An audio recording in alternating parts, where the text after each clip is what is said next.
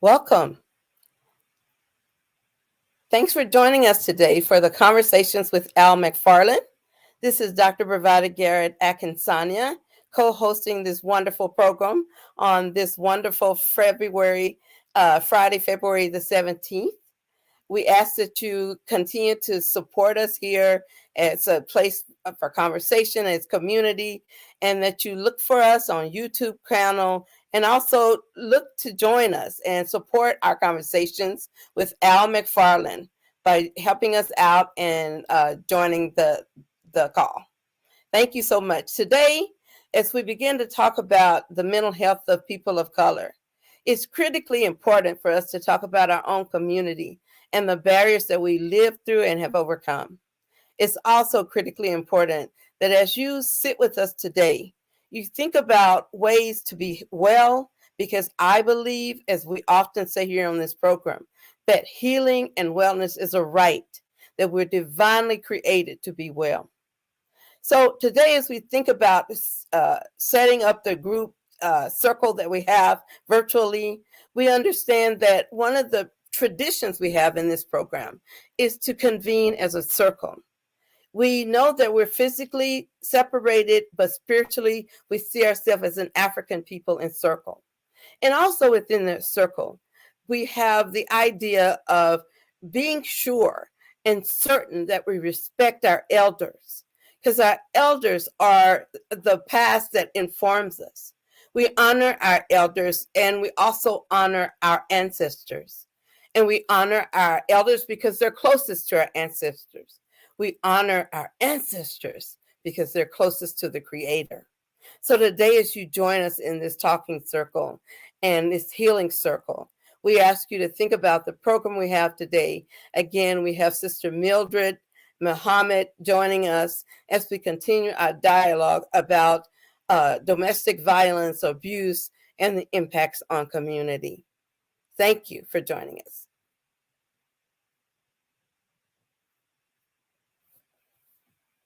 Welcome, Sister Mildred Muhammed. How are you doing today?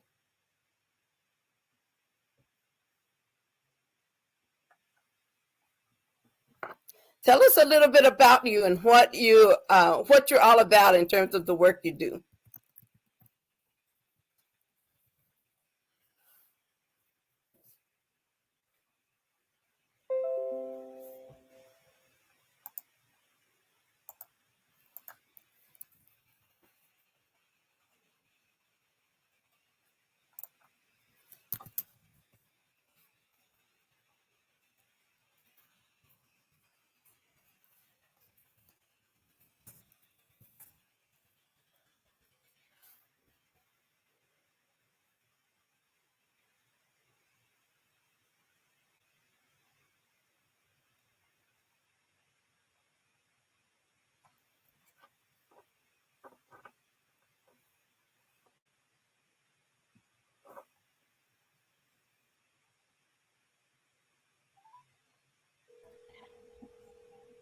Dr. B, you have to let her know she's muted. I'm muted too. I can't hear her, and I can't even hear myself. Okay, so I am Mildred Muhammed. To start over, my work consists of helping victims and survivors of domestic violence. Domestic abuse and domestic violence are two different issues. 80% is domestic abuse, 20% is domestic violence. I was a victim who became a survivor, and now I am a warrior on the issues of this topic. My ex-husband, who most of you know as the DC sniper, killed innocent people, and the theory was he was killing innocent people to cover up my murder so that he could come in as the grieving father and gain custody of our children. So it was a domestic violence child custody issue. However, can't get the death penalty for domestic abuse and violence. And so they didn't allow my testimony to be during the trial, but in the sentencing phase. And even the foreman said the reason why they gave him the death penalty is because they didn't want him to finish what he started, which was to kill Mildred Muhammed.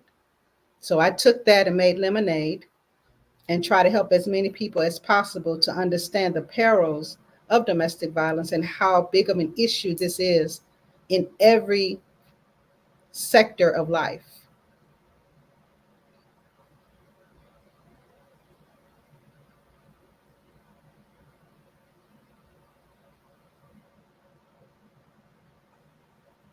As I was saying, how have you done it? As I looked at your extensive website, I've seen some wonderful things that you're doing. Can you tell us a little bit about the people that you've impacted and how that it has encouraged you to continue your story as a survivor? Well, I am a professional speaker on the issues of domestic abuse. I travel different countries as well as throughout the United States, sharing my story and also offering tips on for bystanders and for anyone who knows someone that is a victim or a survivor of domestic violence and need help. That's mainly what I do. I receive calls from victim. I actually have one to do after I finish this program to help her to write down the impacts of the abuse in her relationship so that she's able to obtain a restraining order. That's some really hard work to do. Mm-hmm. And I can see that it is your calling. We talked earlier about how it impacts families. Yes, ma'am. And one of the things that you and I began to talk about in the past was, what happens with children when they are involved in this kind of experience with a mother is often with kids. And we see that some of the research talks about women leaving only when they see that their children are impacted. And sometimes child protection intervenes before anybody gets a chance to support the mother. So tell us a little bit about what you've seen with that, personally and professionally. Well, when you hear a mother say, I wasn't going to leave until he hurt my children, that's because the value that she felt for herself was diminishing within the abuse, and she transferred that value over to her children. So as long as you're abusing me, I've been doing this for a while, I'm okay. Just, don't, if once you touch my children, then it's a whole different ballgame. And that is why that is. As long as John saw that it wasn't affecting me, what he was doing, then he was fine. But once he took the children, he took them out of the country. He had them on a weekend visitation and he took them out of the country. I went to law enforcement for help. Unfortunately, there's a window of opportunity, and that window is from the time you file for a court proceeding to determine who would get custody of the children and then the actual court date of going. That's that window of opportunity. And that's the window where he took the children to Antigua, of which I didn't know that at the time. And I went to court and I filed the paperwork. I dotted every I and crossed every T. Still, the determination was because we did not have a parenting plan in place, then he had just as much a right to the children as I did. And therefore, there was nothing that could be done. And so they were gone for 18 months. And he also emptied out our bank accounts.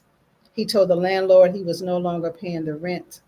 So my mother was living with us. My sister here in Maryland came to Washington State and got my mom, and I had to go live in a shelter. But while I was in the shelter, I had to change my name, had to change my clothes. No one knew where I was, and I had to disconnect from everybody that I knew. It had to be a great loss in the middle of such turmoil. And so when you have children going through that, you have to use age-appropriate language when you're trying to communicate to your children what is happening in your relationship. So you wouldn't tell a 5-year-old the same thing you would tell a 15-year-old, because the way to process that information is different. But you have to be as honest as you can without putting down the other parent, taking emotions out of it, and just giving the bare facts. And that's what I did once I got my children back.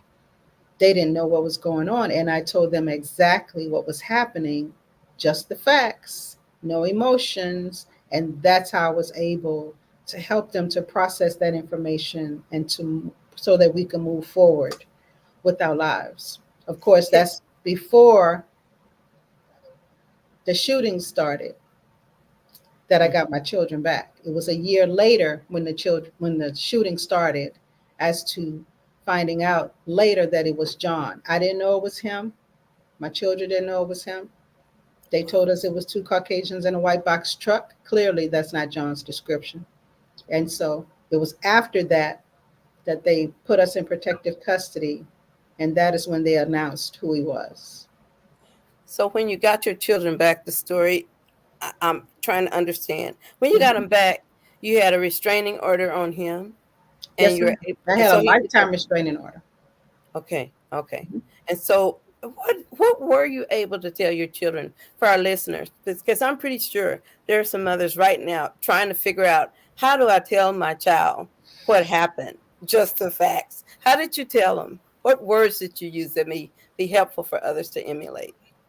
When I got them back, they thought that they were on vacation and that I was coming. That's the story their dad told them, so that they would not worry or know that they were taken from me.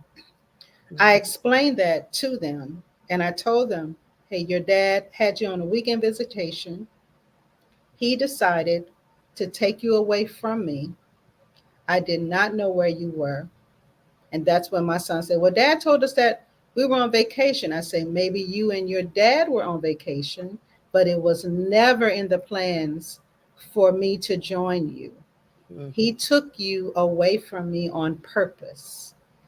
And they said, well, why didn't you come and find us? I said, I looked for you everywhere. I showed them the website, the 1-800 number, and some flyers that I had made up. And after they saw that, it was like a light clicked on. And that's when they knew their dad lied to them. And then they say, well, why would dad lie to us? I say, because he wanted to keep you away from me. I cannot go any deeper into how your dad thinks. I can only tell you what I know. And so that's when my daughter say, well, he was saying bad things about you. I say, and that's fine. I am not going to speak badly to you about your dad, because I don't feel that a child should have to determine which parent to love more. Shouldn't have to decide that. So as we were going along throughout our day, we watched TV, and all of, if it's a commercial on, they'll come out, oh, Mom, we were over there. And that was my opportunity to say, well, what did you do there? I didn't grill them. What did you do? What did he say? I didn't do any of that. I just waited for the opportunity. Rather, it was watching a movie, we were watching TV, and a commercial would come on, and then they would make a statement or make a comment about what they experienced in Antigua. There was even a commercial that came on that says, come and visit Antigua. And that's when I found out where they were, because my son said, Mom, we were in Antigua. Okay, well, there it is. So wow. So what I love about what you're saying and teaching is that as a therapist, when I work with women and men who have serious issues in their relationship, and they try to use the children as pawns, that one of the things that happens is that the partner may want to badmouth the other partner, thinking that they're going to pull an alliance, and they impose the conversations on kids instead of letting it happen organically or naturally, as you just described. Right. And if you do that, it has been my experience that children will spill all the beans. You just got to spill them all. And that's the healthy thing about letting them do that. That's good. That's really good. So as you go around teaching parents and people from the military, all the different people that I've seen that you've trained, what do you think is one of the biggest problems that people have in accepting your story? Accepting my story? About what happened to you and your children. I haven't experienced any issues with anyone accepting my story. So you haven't run against any pushback saying you're a woman, you should have left sooner or anything like that? No, ma'am, I have not. Wow. I've had women to come to me and tell me that that was what they experienced. And I would say to them, don't allow anyone who was not in your household to dictate to you what you should or should not have done. You lived that experience. You knew what it was like. You knew what prevented you from leaving. You know why you wasn't able to leave. Don't allow anybody to make you feel guilty or ashamed because you made the decisions that you made. If someone else was in your decision, they probably would have made the same choices. However, they weren't. And your choices were your choices. And at that moment, it was the best choice for you and your children. That is what I tell other women and men who come to me, because some will say, well, my story wasn't as bad as yours. I stop them right there and say, do not compare your story to mine, because in that moment, at that time, you experienced the worst type of pain that you probably have ever experienced. And they say, you're right. So you cannot compare your story to mine or anybody else's. Your story is unique to you, and you were entitled to every emotion you were feeling. And so, what we have to do is identify those emotions so that you can understand them, accept them, and move on from them. So you can be stronger, better, and wiser as you move forward with the next decision that you will have to make. Well, I'm glad we're at this point in the conversation Mhm, because my colleague, Dr. Oliver Williams, who's also a very good friend of yours mhm. and one of your number one fans, he's ready to join us in this conversation Okay. about the good work you're doing and the Mhm. powerful lessons you're teaching every day in women and men's lives. Brother Oliver, welcome to the program. Thank you. Thank you, Dr. B. And hey, Mildred, how you doing? Hey, I'm good. How are you? I'm good. I'm good. Well, Mildred and I have known each other for a bit. And when I had a conference years ago, one of the things that was interesting is that we did get a chance to have conversations about the impact on the kids, but the kids is so good. Um, and it has a lot to do with how she's worked with them over the years, and how she describes it is one of the things that I think is so interesting. But what was also interesting to me is the fact that they had a good relationship with the father, Mhm. but and he was able to maintain that interaction with them. And so, as Mildred mentioned, John ended up speaking poorly of her, but yet she was able to engage your children and help, I guess, bring them back to her in some way. And so there's a lot of wisdom associated with the work that she's done in terms of engaging her kids, and saying more about that. I think is real important because she's got two girls and a son, and spending time trying to work with them so there's not the type of challenge that some people will face. And I think sometimes it's overlooked. When you don't spend time doing the types of things that Mildred did to engage her children. Um, there are some people I know who end up uh, sort of pushing on. And they may have had some people who've been very useful in their lives, but the thing that's interesting is that I think that there's a consequence if you don't deal with it and spend time engaging your children and talking with them. Um, I talked to, there's a young man that I'm doing some work with, and he's got a practice out in San Diego. And what I got from him is his name is Dominique Waltower. And the thing that Dominique said is the fact that what he did with his children was ask them to give him a Yelp review, and a Yelp review between his mother and about his mother and also about him. And he mentioned he said his children, he's got 3 sons. They're late 30s, mid 20s, and early 20s. He said that they told him, he says, you and mom sucked. Mm-hmm. And that he sucked as a parent. Mm-hmm. And the other thing is that the kids felt like that they could go to their mother rather than going to him if there was an issue. Mm-hmm. So he says a rule is to be able to create a safe space and a comfortable place for them to be able to, sort of check him out and to have as much trust in him as they did with her, because naturally they felt like they would want to go to her, but they had to work at sort of creating some safety for the kids to equally, for the kids to be able to go to both of them and to be able to talk it out. So he's another person I'm going to try to have us have on the show and have a conversation. Well, I'd love to hear this, and I guess one of the things that I want to highlight from what you even just said is how intentional Sister Muhammad has been in terms of the messaging you give your children, mm-hmm. and how you are attending to them in multiple ways. And I just bet from hearing you talk about your children and how you had to help them understand that you probably listened to them about a lot of other stuff as well.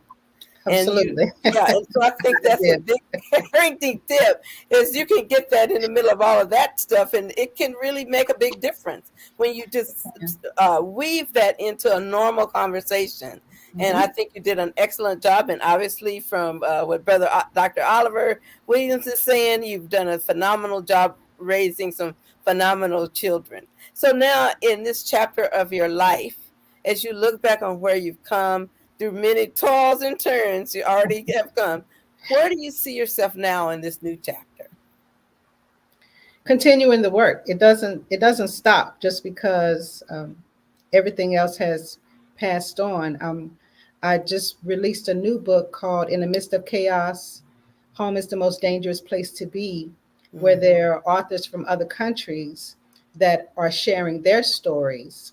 And one of them is actually a man stepped up and said, hey, I want the world to know my story too. And through his story, he was able to open a few doors in Sweden that would help men who are victims of domestic violence. We don't always like to talk about men who are victims because we don't want to think that women are abusers, but it happens. Mm-hmm. And we have to be able to talk about the totality of this issue so that we can get a viable resolution to it. And I want to say one thing about my son. When I got them back, he was 11 or 12, and I was sitting on the sofa journaling. And he came up to me and he said, "You want to know what Dad said?" I said, "Well, yeah, I'd like to know what he said." "You want to know what he said about you?" I said, "Yeah, but I would like to know what your dad said about me." He said, "Mom, Dad said you didn't want me. He said you wanted to live the rest of your life without me. He said you love the girls more than you love me. He said he took us because you told him that you did not want to raise us. That's what he said, Mom." I said, "Okay. Did he say anything else?" He said, "Yeah, but I don't want to hurt your feelings." I said, "I'm a big girl. I can take it." Mm-hmm. "What else did he say?" He said, "Well, no, I don't want to say anything else." I said, "Okay." I said, "So here's the truth." I said, "I looked for all 3 of you in the best way that I knew how at the time. I knew your dad would work on you more than the girls because he was not happy with how close you and I were." I said, "But this is what I'm going to ask you to do. I'm going to ask you to compare what I do to what your dad said. And if you find that I'm doing something that he says that I do, I want you to talk to me so that you can understand why I do those things. And if you find that I'm doing something that he did not say that I would do, but you're finding trouble with it, talk to me so that you can understand everything about what I do. Can we do that? He said, yes, ma'am. I say, so let me ask you this. What can I do to make your life better? Wow. He said, anything? I say, anything within reason. But what can I do? He said, I just want you to spend more time with me. I missed you and I need you to spend more time with me. I said, I can do that. I said, how about we do this? You pick a day out of these 7 days, and that will be your day with me, not the girls, nobody else. That's your day. And I'm going to tell the girls to do the same thing. So, whatever day you pick, that's our day. Nobody and nothing will come between you and I on that day. How about we do that? He said, that sounds great. And that's what we did. And every Friday was pizza and a movie night. So, every Friday, that's how we also continue to bond with each other. Sometimes we still do that now that they're grown. Now we have movie night. So like Tuesday, we're going to go see Ant-Man.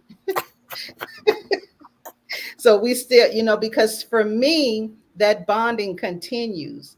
Just because they're adults doesn't mean that we shouldn't spend time together. We still, once a month, we have dinner night where we all go to who's ever home we choose, and we all bring a dish, potluck, and we go over there. In October is our Holy Day of Atonement.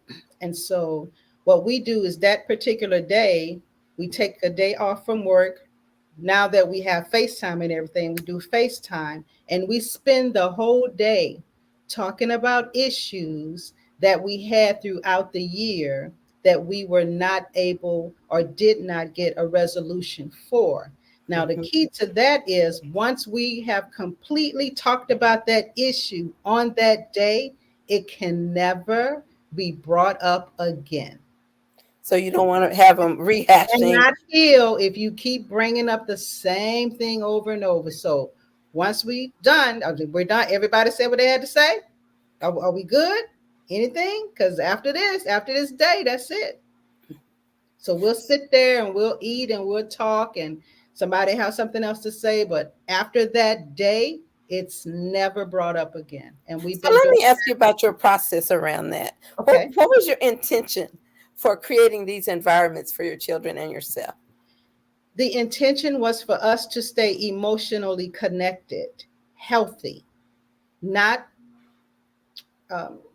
being able to discuss whatever issues we have with each other. We can talk about them. We don't yell. We don't curse at each other. We have a conversation. Everyone has their part to say. We listen. We don't listen to talk. We listen to hear. We don't listen to respond. We listen to hear.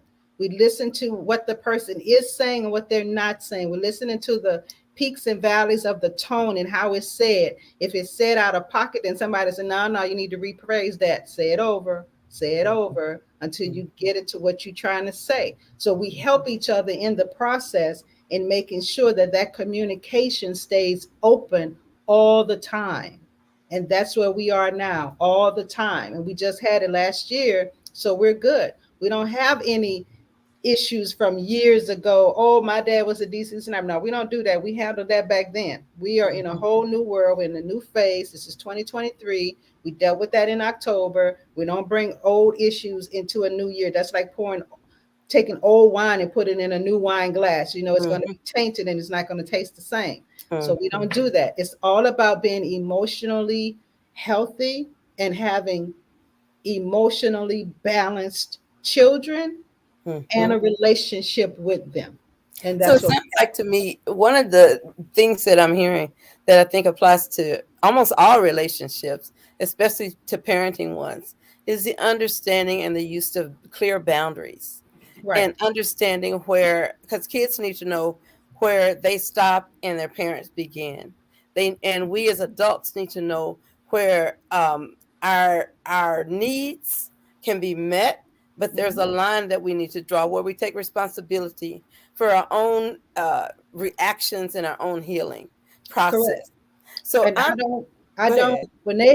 when they bring up issues that I've done, I don't make excuses. I don't say, well, I was over here. I listen to what they say, and I apologize for my behavior or the things that I have said, and I ask for forgiveness. I don't go back and forth with them. I'm not here to challenge your emotions or to tell you you didn't feel what you felt or to say you didn't see what you saw. No, that's what you saw. You are entitled to your emotions. You're entitled to how you feel. It is my job to accept I did that, Mhm. apologize for it, ask for forgiveness, and move on. That's Love what we that. do. I love that. I have a story that I always tell about my grandma Alice. She Mhm. had taught us as kids about the figurative meaning of stepping on one's toe. And I remember my brother Douglas, he would play trucks with me, and we'd go from one side of the garden to the next, picking up dirt and then dust and dropping it on one side and then picking up and go to the next. And so one day my brother Douglas came to me and he said, I am too old for this, because he was like 4 years older. And he said, I'm not playing trucks with you anymore, Bravada. I'm not doing it. So I ran to my grandmother Alice and I got in her on her lap, and she has these long boobs that cover you like an Afghan, and I kind of got in them and I just started crying, and I said, Grandma, Douglas doesn't want to play. He doesn't want to play trucks with me anymore. He stepped on my toes. And then she said, Bravada, people can step on your toes on purpose or by accident. In any effect, your toe still hurts. It's your job to say, ouch. And it's their job to say, I'm sorry, and not do it again. Right. So that wonderful lesson from a Black woman who only had a second grade education is one I carry with me today as I think about working with parents and women and men who are in pain and who don't know what to do with that. So I love what you're saying about giving your children a chance to give it voice, work it through, and let go of it. Don't hold on to it. Brother Oliver, what have you got to say to add to this conversation? I know you've seen a lot of this in your travels. Yeah, one thing is that I really appreciate the things that Mildred, has said. But the one thing I keep wondering about is when you see people who have sort of persistent focus on an issue and it repeats in their life. I think it's a symptom of trauma that they've experienced, and that they need to find some way to be able to work it out and have conversations about it. But one of the things that I liked what Mildred said is the fact that I think initially what you want to do, if you don't see that, have the opportunity to be able to talk about it, have the opportunity to be able to uncover it and have a discussion and go through it. But if you notice that something that's persistent, then sometimes I wonder if that tells you that there's a symptom of something greater, and that one needs to be able to work it through. Because if you don't, then I think it ends up coming up later in somebody's life. And I've seen that. The thing that I think is beautiful about what Mildred said, it gives a person an opportunity to be able to, again, unearth it and to explore it and have conversations about it and to be thorough in your examination of an issue and what things have meaning for you in your life, and to be able to move on with it. But for those people who are still persistent with it, I wonder what it means to them, because they find different ways. People may find different ways to be able to either ignore or find ways to be able to adjust to it, but it's not really adjusting. And I think that when someone is having the same issue over and over again, and you give them the opportunity to talk about it or to try to sit down with them to find ways that will bring about the resolution that they're looking for. Some people don't want a resolution. They want to wear that pain like a badge of honor.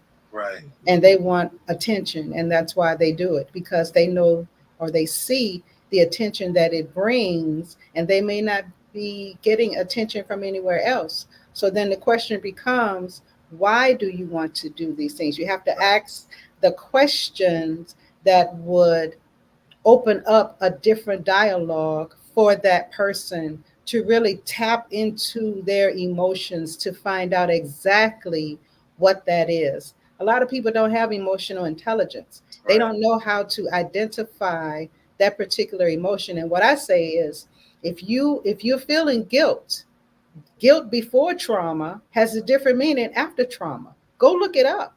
There are so many definitions. Scroll through it until you find the one that resonates with you, and then that's the one you need to work on. Right. Same thing with shame, same thing with any other emotions that you're feeling. Once you can identify it, then you can look it up, dissect it, see how it figures into your situation, Mhm. accept it, and move on from it. It's all about acceptance in Yeah, order to move on. Because if you can't accept it, then that means there's more work that needs to be done to identify that particular emotion to get to the root of it. That's right. that's what I wanted to jump in and say. You just said it. If you can't, because for some people, we call they kind of reenact or replay Mhm. that scenario over and over in different conditions, and they continue to hold on to things. And it's been my experience as a therapist that when people hold on to things, like you were having conversations with your kids, and y'all get done through it, we're gonna let it be. If people can't let it be, that usually is a sign they need therapy, because what that tells me is that alone you can't reflect.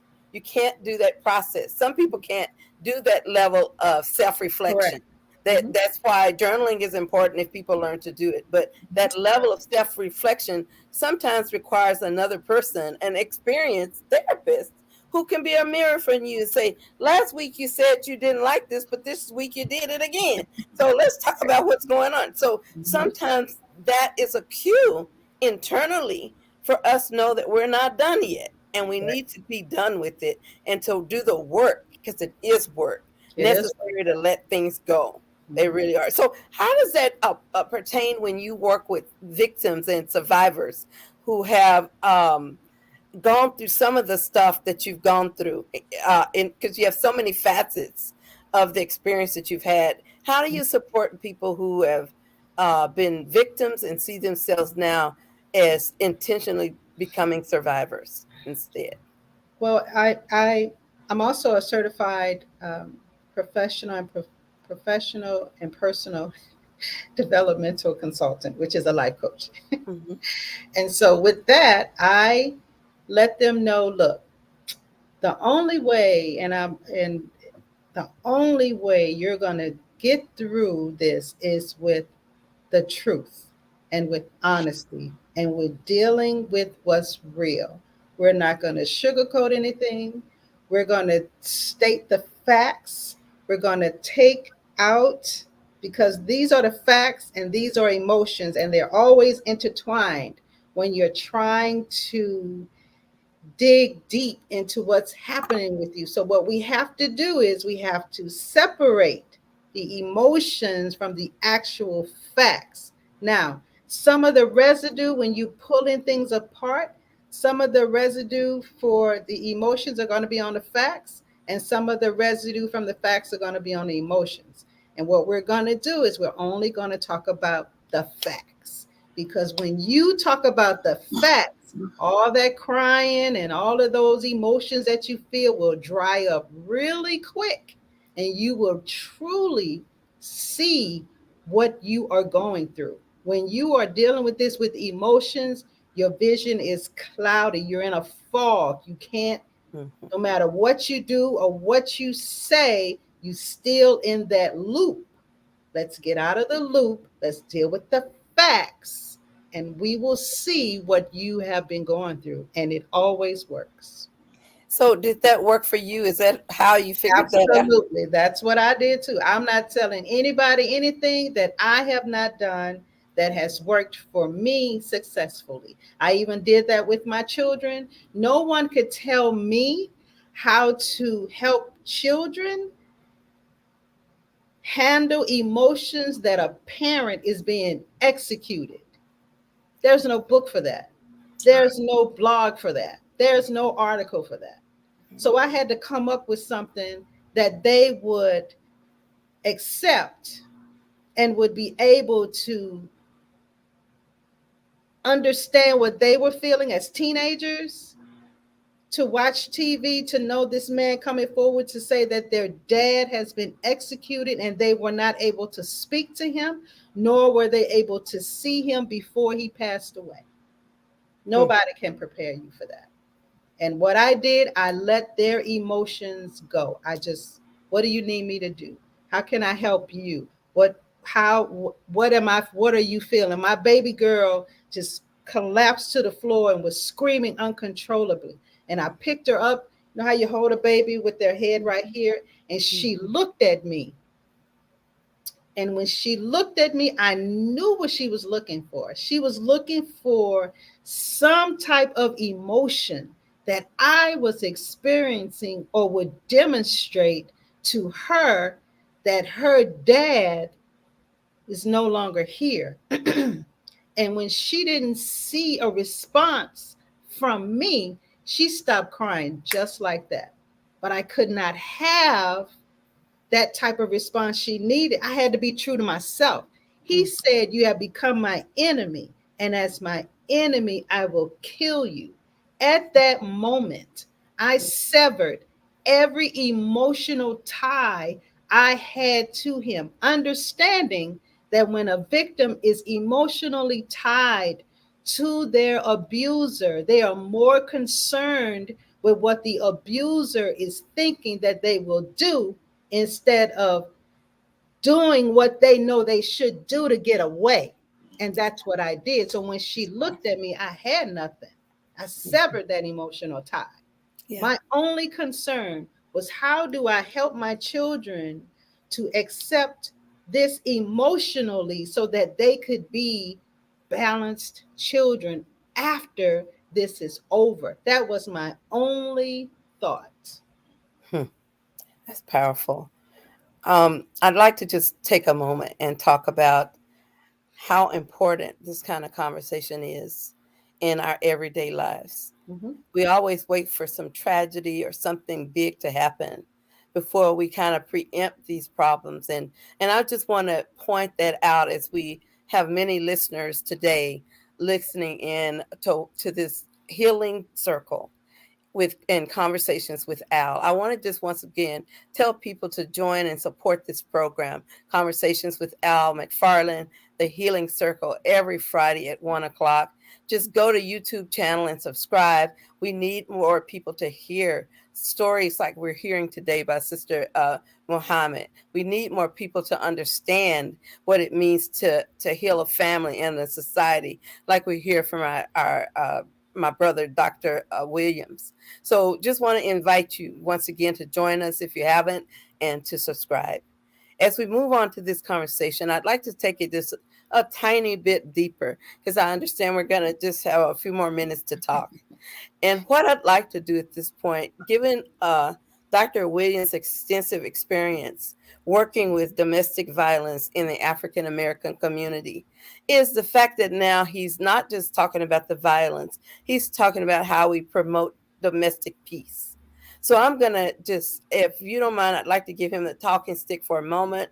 And I'm going to move this into not just the problem of the violence, but the recovery and the traumatic growth that occurs when one intentionally addresses it and transfers that violence to a space where we're using our energy to promote peace. So Brother Dr. Oliver Williams, you have the talking stick. Thank you, Bravada. The thing I think about is that You know, in the field, oftentimes we don't talk about healing. And oftentimes with men that batter, we don't talk about recovery. And not all men who batter recover and change. And not all victims heal. But I think there's a possibility.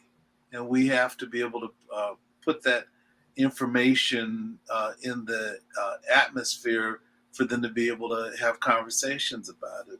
We noticed that women were much more intentional about the idea of healing when you brought it up. And then you started talking about the stages. So the thing that I see with Mildred, and I've appreciated with her, Mildred came up with a journal. Mm-hmm. And she started journaling. Mm-hmm. That's in stage 3 and 4. She started in a place where she started to examine what happened to her. That's stage 3 and 4. Mm-hmm. She developed the confidence that she could do these things and really engage people, and then also give back. That's stage 4 and 5. You know, so those are things that she's done, and the fact that she had the will, but also the interest to be able to engage other people who've gone through that, and to be a light in their life. And she tends to be a light. You know, she's gone to different places like the family justice centers in San Diego, but also there's 100 in the United States and 44 in different countries, and been awarded by them. I used to be on their board, Mildred. I don't know whether you know that. Yeah. I didn't know that. Yeah, and so Casey and I were on were appointed in the Bush administration to the basically the Commission on Domestic Violence and the African American domestic violence and the community. There was a national advisory board that they pulled together folks from the Department of Justice and HHS to be on this board, and that's where Casey and we knew each other beforehand, but he asked me to be on his board at the time, and he ends up awarding national luminaries to be awarded the things, and it's quite a group. And so so at any rate, the fact that you, to me, are a model for self-healing and exploration, but also for the community and for women that you deal with.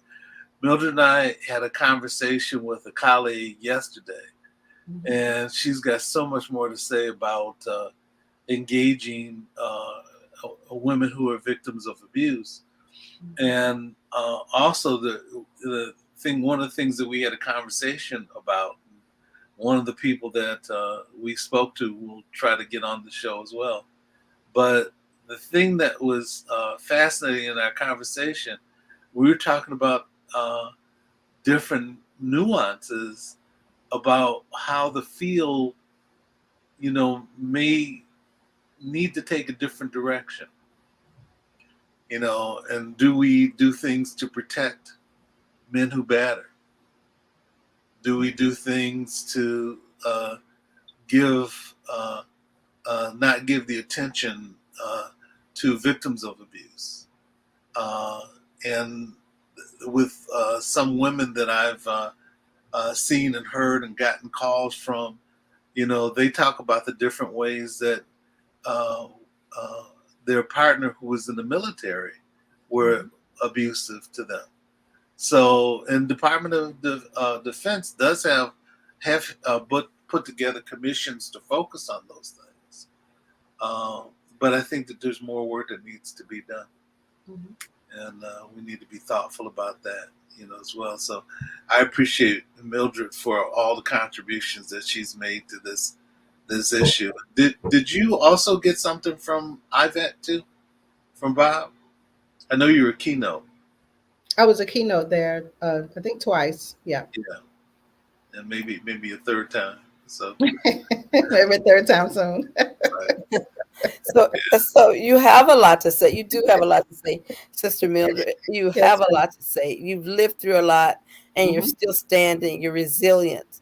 You're Hmm. still standing, and you share that knowledge with other women who are survivors. Right. And as we get closer, I know we're going to be running out of time soon. One of the things I'd like to just make sure we do, I just would be remiss, and I know that Brother Al McFarlane would be on my case if I forget to do this. But I'd love to hear before we go just a few hints or tips that you would like to see other people gain from this conversation today or from your story. Just two or three tips that you could give somebody else who's sitting and standing in the shoes you were standing in and who haven't made it to that other side yet. What Well, advice would you give them? to the bystanders, because bystanders became a different topic when the pandemic hit, because that's when everybody found out that we did not have anything in place for that type of situation. So, the first thing I would ask you to do if you are single, well, doesn't matter. First thing I would ask you to do is to put your boundaries in check. Understand what you will do, what you won't do, and what you can't do. Those are three different things, right? You, everyone at this point knows someone who was or is a victim of domestic violence.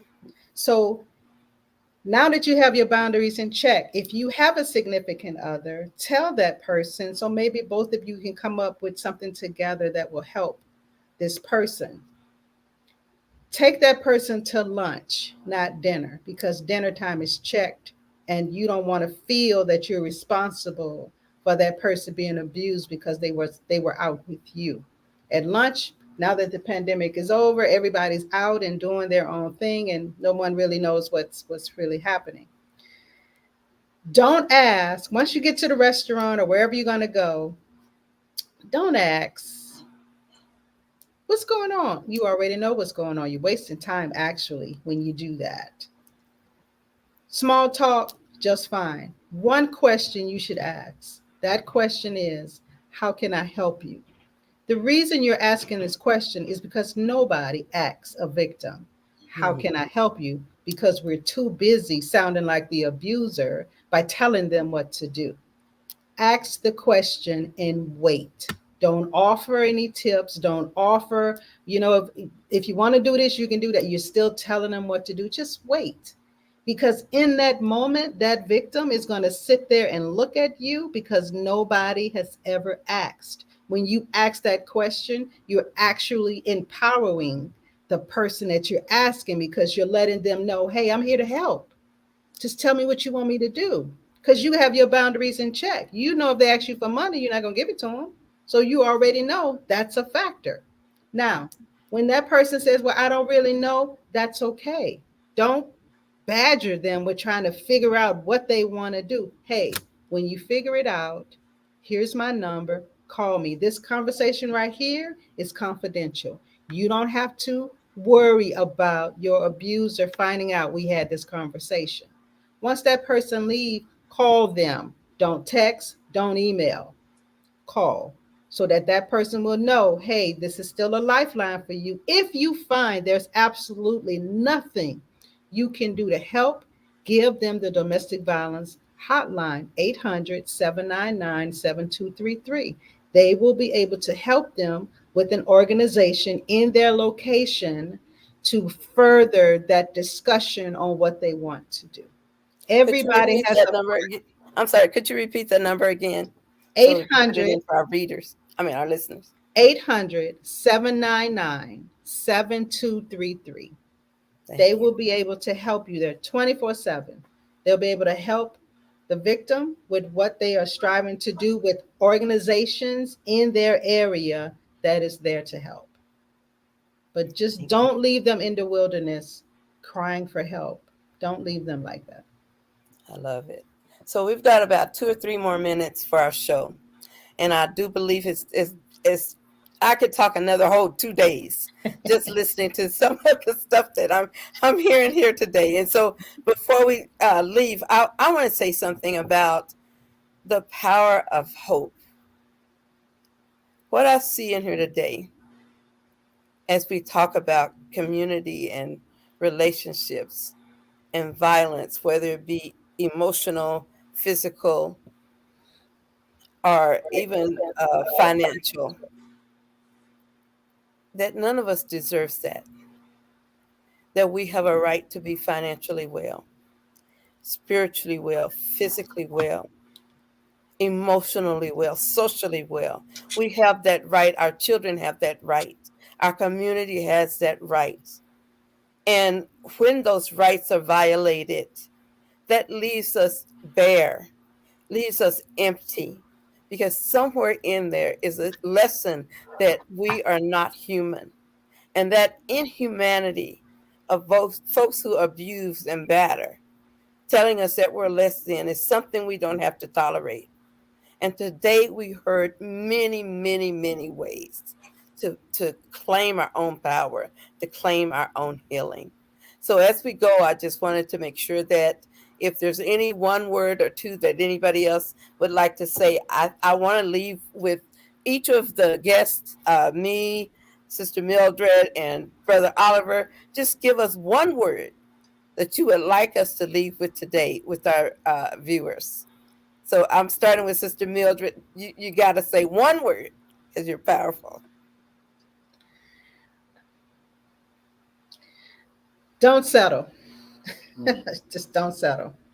That's 2 words. Don't settle. Okay. Brother Oliver. I think hope is the word for me.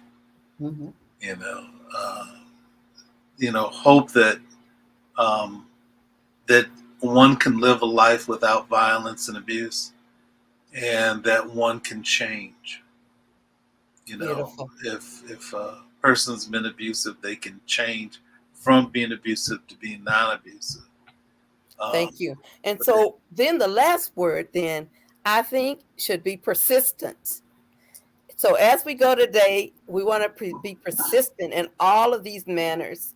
And that ends our show today. It just went too quickly. And so we want you to join us in next week on Friday again, 1:00 for the Conversations with Al, the Healing Circle. And we'll see you then.